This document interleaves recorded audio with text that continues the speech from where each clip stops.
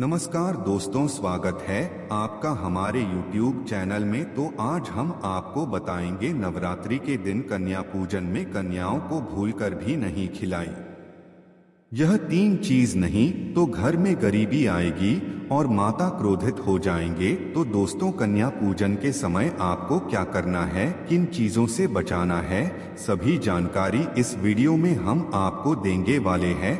दोस्तों, यदि आप नवरात्रि का व्रत रखे हैं तो नवरात्रि की अष्टमी के दिन विशेष ध्यान दें। आपसे भूलकर भी यह गई नहीं तो आपको नवरात्रि का फल नहीं प्राप्त होगा। तो आइए जानते हैं इसके बारे में। नवरात्रि में अष्टमी और नवमी दोनों दिन का विशेष महत्व होता है। इन दोनों दिन कन्या पूजन और हवन आदि किए जाते हैं। अष्टमी और नवमी के दिन कई नियमों का पालन करना जरूरी होता है।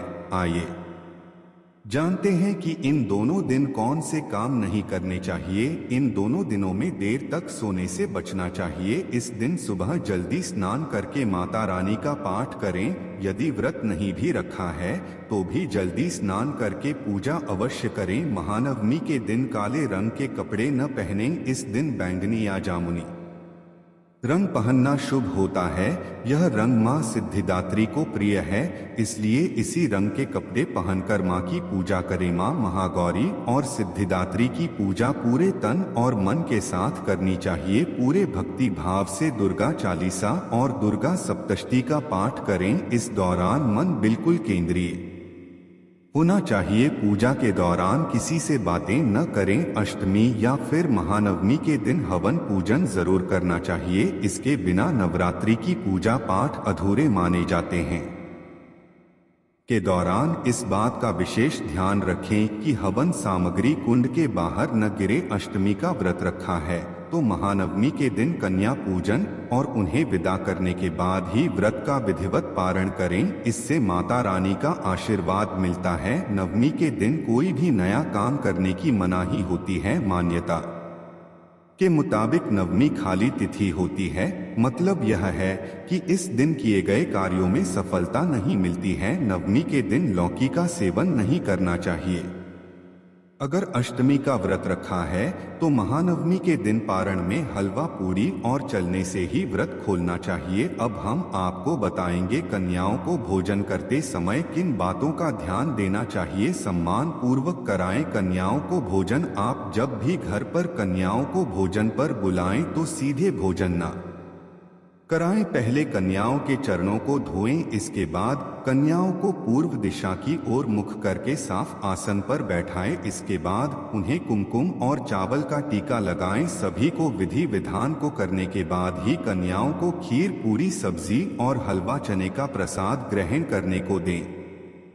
इस दौरान इस बात का ध्यान रखें उन्हें जरूरत के अनुसार भोजन करने दें। भोजन खाने के लिए जबरदस्ती न करें। पुराणों में वर्णन मिलता है कि कन्या पूजन के लिए 3 से 9 वर्ष की कन्याओं को ही आमंत्रित करना चाहिए। इससे अधिक उम्र की कन्याओं का चुनाव नहीं करना चाहिए।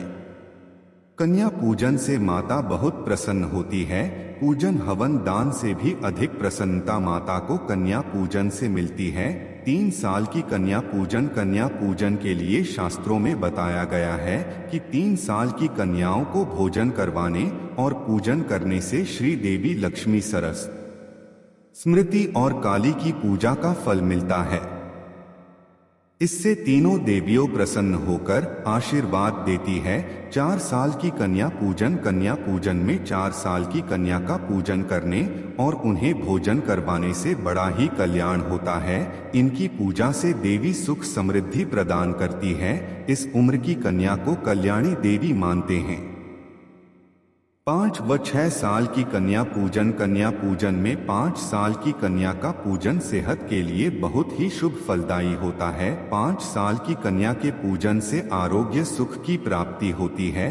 इन्हें देवी रोहिणी के नाम से जाना जाता है, जो देवी पार्वती की बहन है।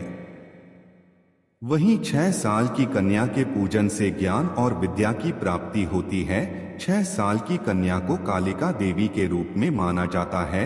7 व 8 साल की कन्या पूजन में 7 साल की कन्या को जो लोग भोजन करवाते हैं और उनकी पूजा करते हैं वह चंडिका देवी को प्रसन्न करते हैं। इस आयु की कन्या की पूजा करने से धन धान्य में वृद्धि होती है, जबकि 8 साल की कन्या देवी शांभवी रूप में होती है, जिनकी पूजा करने से प्रसिद्धि और प्रतिष्ठा की प्राप्ति होती है। 9 साल की कन्या पूजन के लिए जो लोग 9 वर्ष की कन्या की पूजा करते हैं वह मां दुर्गा की पूजा का फल पाता है। इस उम्र की कन्या को दुर्गा रूप में माना जाता है, जिन्हें भोजन करवाने से कठिन कार्य भी सफल होते हैं और शत्रुओं पर विजय प्राप्त होती है।